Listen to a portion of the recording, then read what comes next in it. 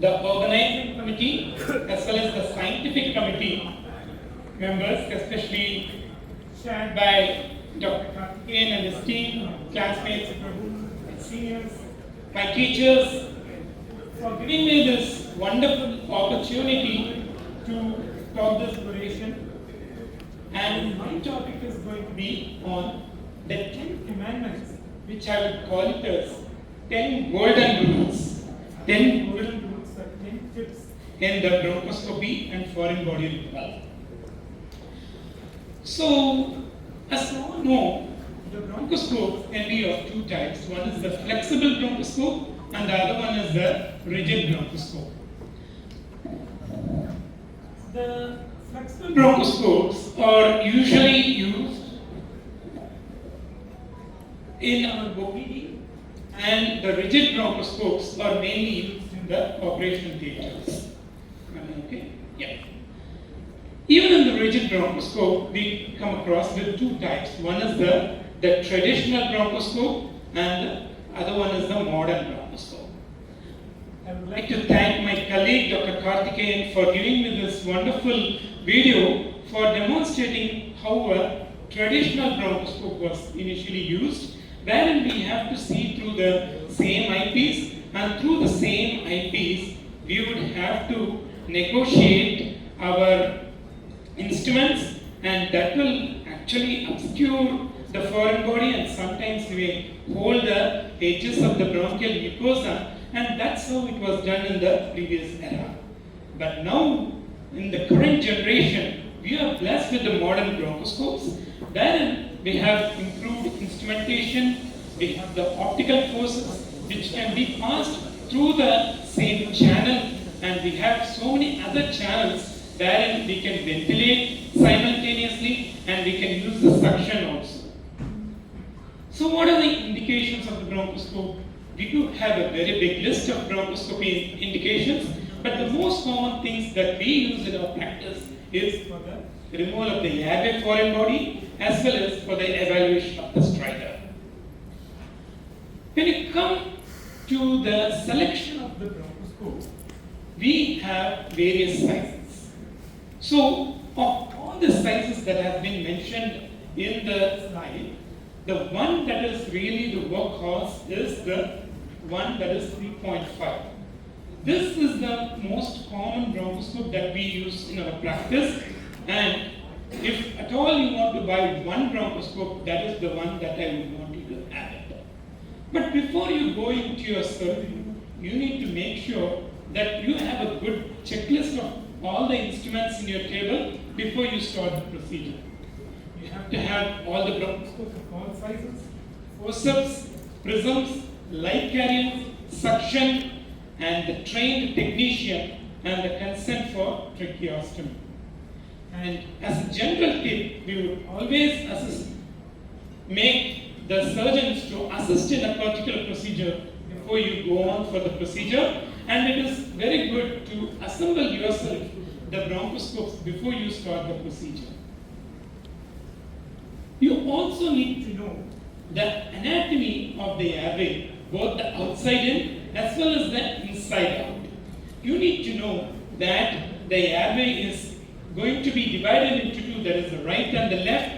The right is more obtuse angle and the left is acute angle, and the right main stem bronchi is shorter but wider, and the left main stem is going to be longer but narrower.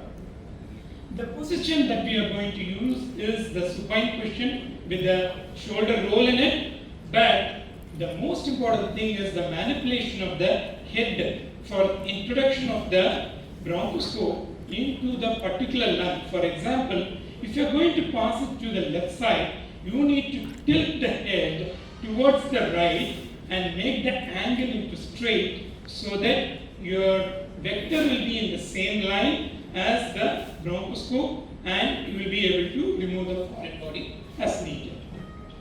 The next important tip that is important is you are not supposed to force the bronchoscope.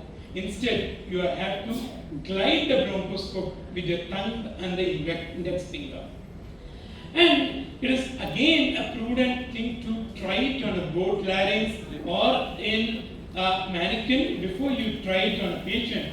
And the reason is, when you're going to use the bronchoscope while entering the glottis, you need to tilt the bronchoscope at a right angle so that you won't injure the anterior commissure of the vocal cords.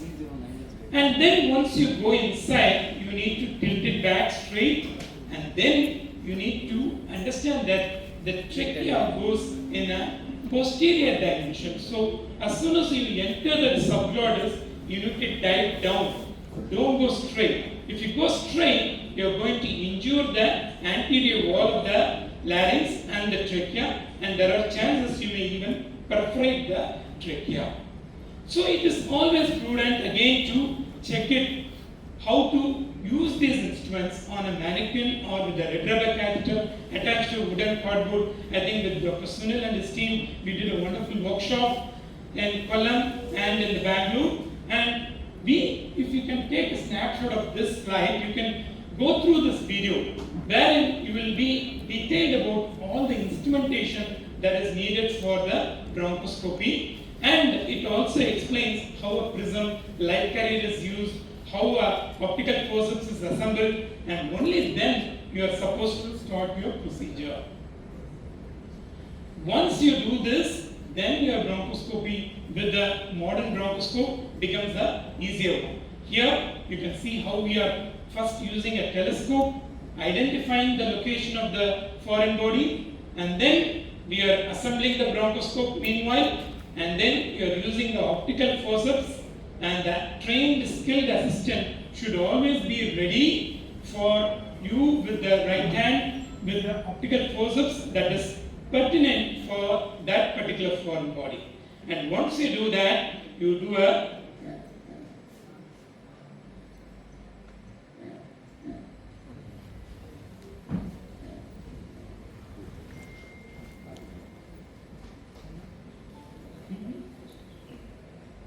you will have to do a check bronchoscopy and do that.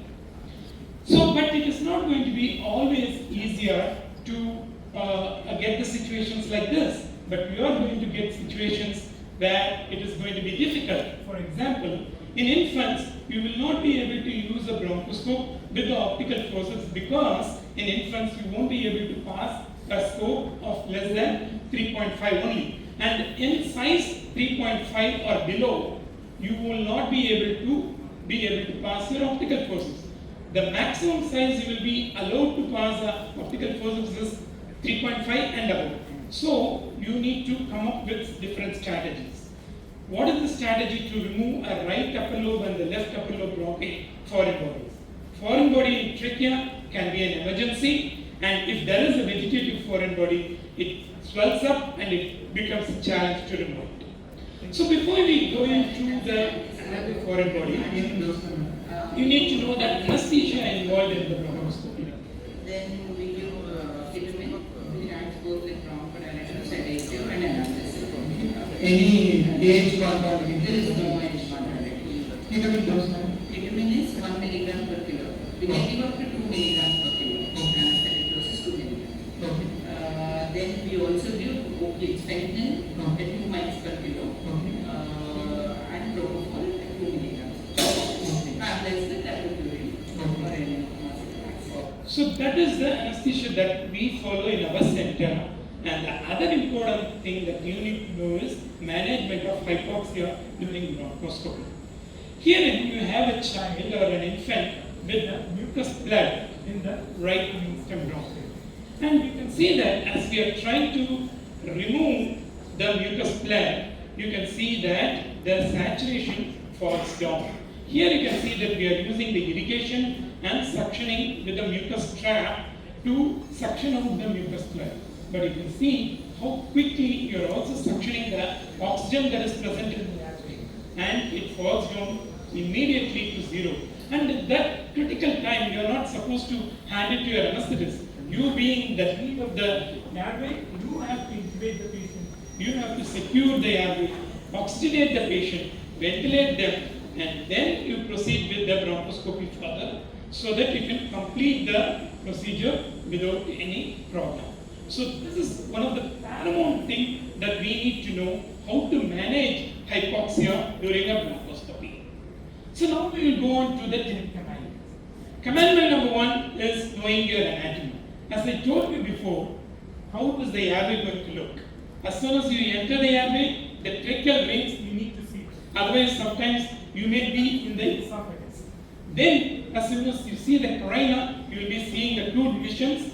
As I told you before, you are going to have a shorter mainstem bronchi in the right side and the longer, narrower bronchi on the left side. Again, it divides into upper, which again divides into 3 divisions.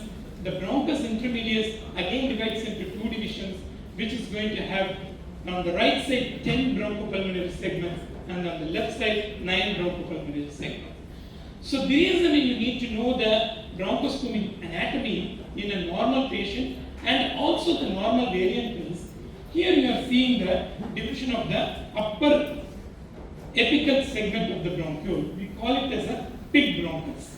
This is actually present just proximal to the carina. Can you see that? So you may think that this is actually a tracheoesophageal fistula and you may do some unwarranted procedure in it. But in fact, it is a normal variant. We call it as a bronchosuisse. So you need to know this kind of anomalies and alterations before you do any procedure on this patient.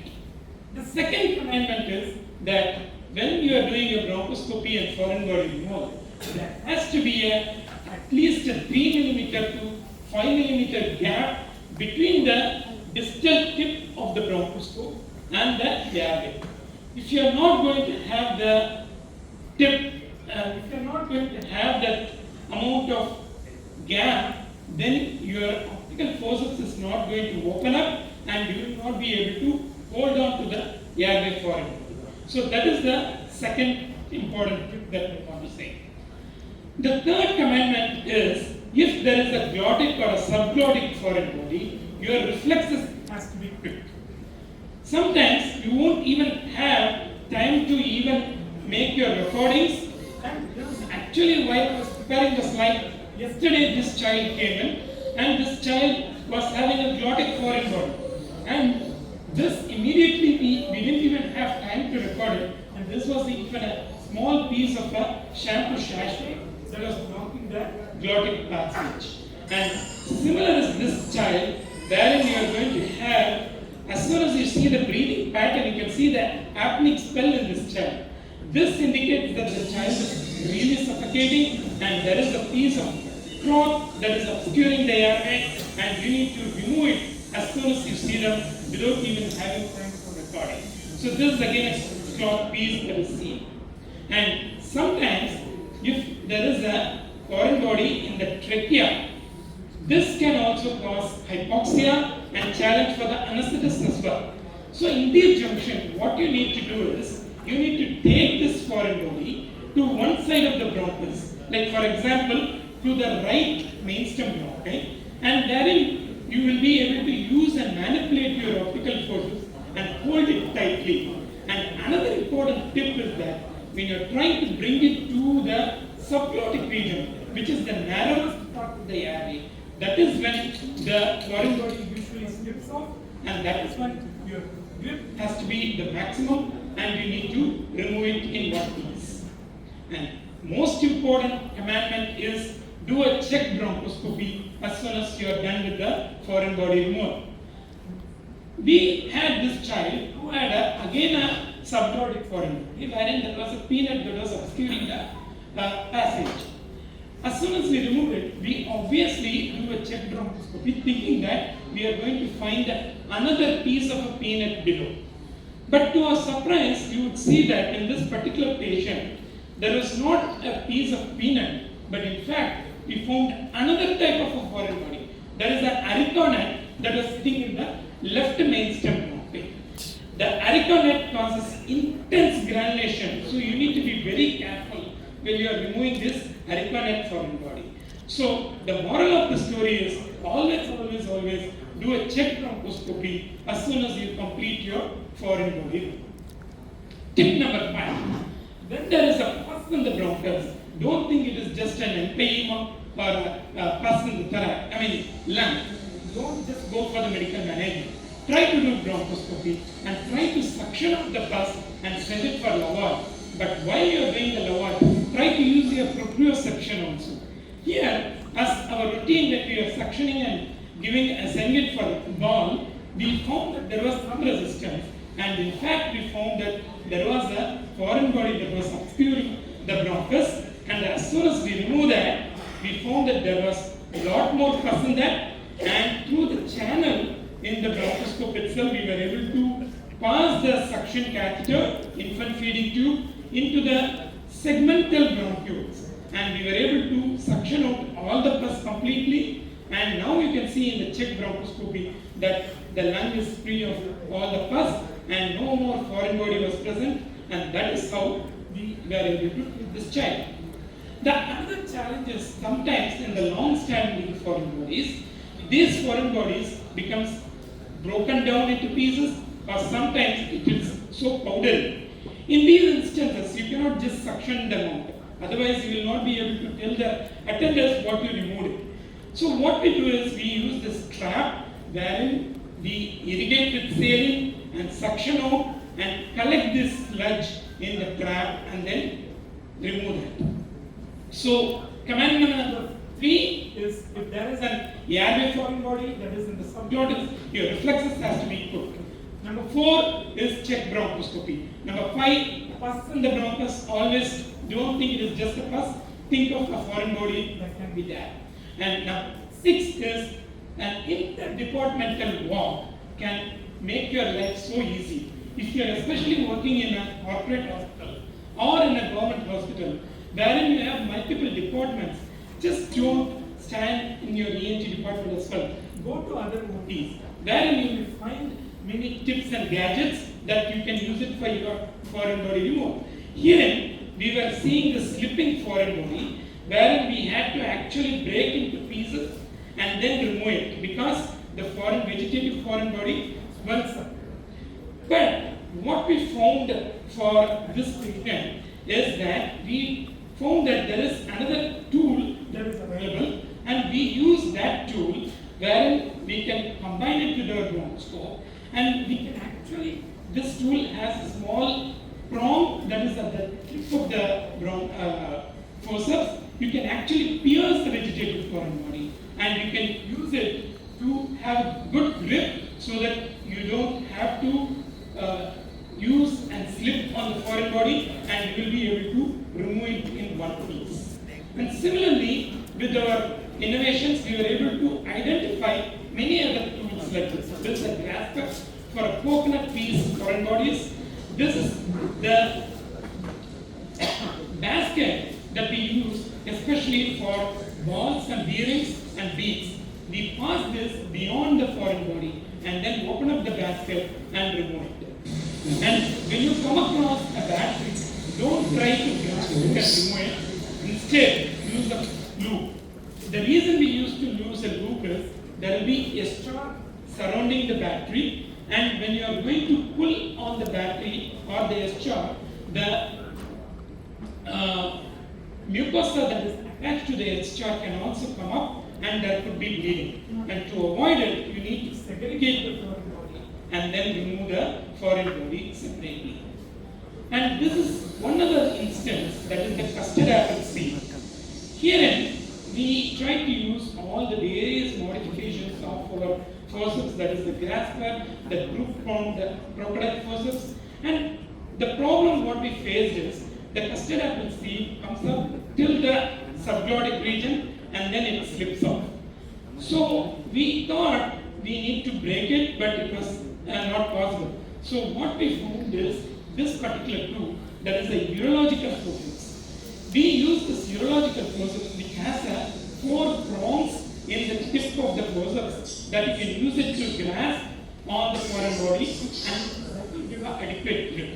So this, you can see how the mechanism of this forceps works. When you push the forceps, the prongs open, and when you release it, the prongs release it. So you need to be innovative in using these instruments.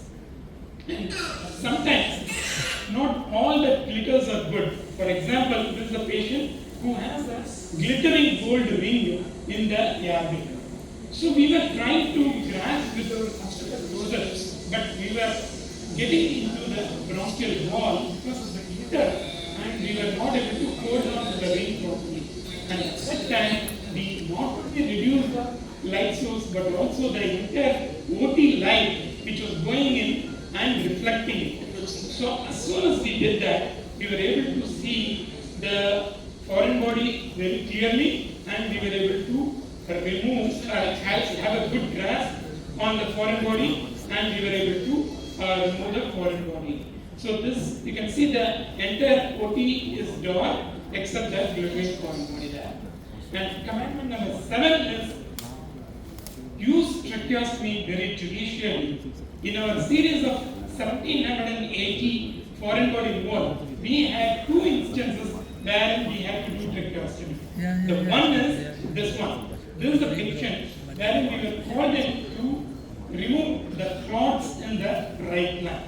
We were trying to go on for hours. Actually, we spent literally hours in trying to remove the blood clots in the right mainstem bronchial like this. We are going in, we are taking piece after piece. But finally what we did is, we did a tracheostomy and we used our suction attached to the bronchoscope, and then we were able to see how much of clot that was removed from the airway. And for this patient we need to do a tracheostomy, and you can see in the check bronchoscope that all the hematoma was completely removed and the patient was extubated. And this is the second instance wherein we had to do a tracheostomy for this patient, wherein there was a plastic toy kind of thing in the airway that was completely blocking the left lung. And we were trying to remove the foreign body through the glottis. But as you see that, the tip of the foreign body was irregular, and it was, whenever we are trying to pull it till the glottis, it was trying to cause more damage to the glottis and the vocal cords. And at this point, we decided we should not damage the larynx further, and we did a tracheostomy. And through the tracheostomy, we went in and we used our optical forceps and we removed it. And this is the foreign body that was removed from the left lung. You can see the shape of the foreign body that was coming, and this is the irregular edges that was actually causing the damage to the larynx. So that is the reason we ended up with the tracheostomy. And commandment number 8 is, as I told you before, the smallest bronchoscope wherein you can pass optical forceps is size 3.5. But in infants, wherein you will not be able to use 3.5 because only 3 size bronchoscope will be adequate. When you try to use the sheath and the optical forceps, you will not even enter into the airway there. But this is the instance, we go directly with the optical forceps without the sheath, and we can maneuver inside the bronchiole and we are able to remove it. But this needs extra caution because your anesthetist will be panicking because there is no way you will be ventilating the patient. So you have to be really quick in this kind of instances. And in these instances, the other thing that you can do is you can combine a flexible scope along with the rigid scope. You can use your bronchoscope, stabilize the foreign body, and then you can use your flexible scope, and through which you can pass your forceps, and you will be able to remove the smaller pieces that are dislodged in the segmental bronchioles. So this is the trick that you can use it for taking the smaller pieces of the foreign bodies in the segmental bronchioles and in the tertiary bronchioles. When you have a metallic foreign body, like this patient, wherein he is an iron smith, wherein you can see that the piece of an iron has perforated the trachea, and it has gone in, even perforated the posterior wall of the trachea, and it has gone into the tracheoesophageal tube. We tried to do a bronchoscopy there, and we couldn't find any foreign body there, but on palpation, we found that there is some kind of resistance in the posterior wall between the trachea and the esophagus, and we did an open approach in this patient, and we went into the tracheoesophageal groove with the endoscopic guidance with the minimally invasive technique. We were able to identify the foreign body and we were able to remove it. But with this lesson, what we did is, in our next subsequent patient, what we did is we used the Siam. Here we can see that there is the iron bristle that is in the perforated airway and in the tracheoesophageal groove. So here we can see with the use of the Siam, we made a smaller incision. We identified the foreign body which was just over the recurrent laryngeal nerve. You can see that it is almost impinging on the recurrent laryngeal nerve, and with the help of the CM, we were able to identify the exact location. Otherwise, we would be searching all over the neck, and we were able to successfully remove it. This is another challenge, wherein in X-ray, we found only 2 prongs of a metal foreign body in the left mainstem bronchi. So we thought that we are going to see 2 metal pieces inside, and we went in and we used our grasper to remove them. But it was very firmly attached to the bronchial wall, and we had to end up using all our modified forceps. First you use the optical forceps, then the peanut forceps, then the grasper. But every time we were trying to remove it, it was stuck on the bronchial wall, and we were not able to remove it. So what we did is we rotated the bristles or the prongs, and then we tried to pull it out. So we found that this was actually not just 2 iron bristles, but in fact it is the end of a LED bulb. So this LED bulb was gone in and it was stuck in the left secondary bronchiole, and only in X-ray we were able to see only the 2 metallic prongs there. And this one was even more challenging. Here we found that there was another metallic foreign body, again in the left mainstem bronchi, and we saw that it was like a bead that was going inside the secondary bronchiole there. So we tried to use all our innovations and we were not able to remove it. So at this junction what we did is, we took the magnet, we magnetized the tip of the forceps, and then we also used an external magnet, the radio shack magnet, and mobilized the foreign body slowly, and gradually we were able to remove it. Just for the want of time, I'll just move it off. And this is another challenging foreign body. Here again there was a small metallic shadow in the X-ray, but when we went in, we found that there was like a vegetative foreign body that was obstructing the airway here. So you can see that there was a vegetative foreign body here. But we were very confused why there is a metallic shadow. But then we thought it could be just a swollen vegetative foreign body with a peel. But as we were trying to remove the foreign body, you can see the foreign body slips back in. Like the previous one, it was slipping back in.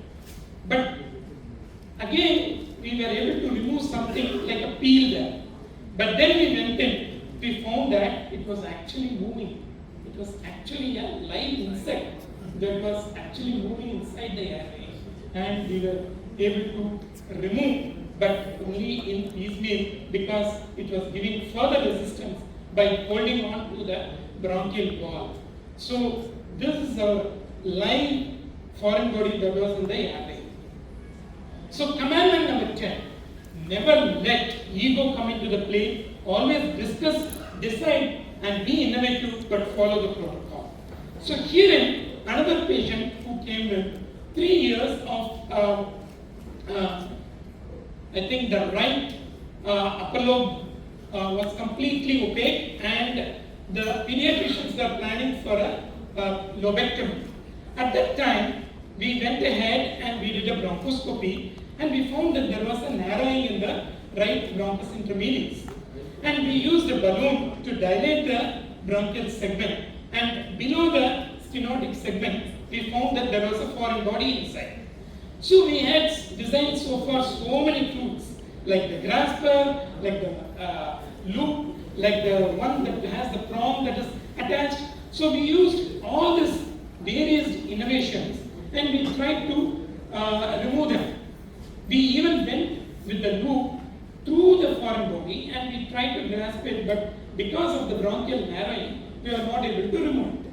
At this juncture, it was already 2 hours gone. So we talked to our colleagues, we talked to various friends, and we said, what can be the next option? And they said that the only option is to go for a lobectomy.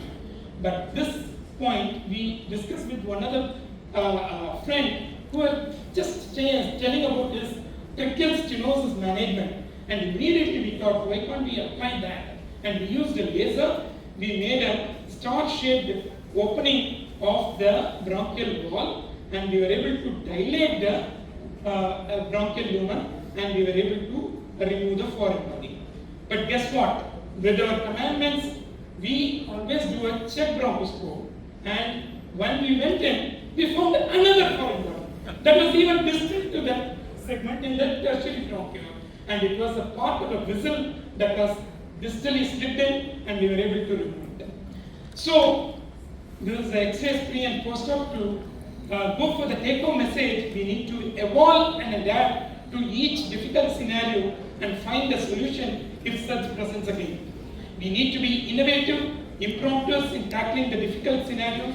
We need to consult with our friends, seniors, experts if we face with such scenarios, and do not let ego play in the management of the airway foreign bodies, because you are dealing with the airway, so your reflexes has to be quick, and slowly we need to create our own instrument armamentarium and always take interdepartmental help, especially having a trusted anesthetist is the rule of the book. And always do a recheck bronchoscopy at the end to rule out a secondary foreign body or the residual foreign body, and good post-op dependency care is the need of the hour. And learning is a never-ending process. Let's share it. And thank you one and all for giving me this wonderful opportunity.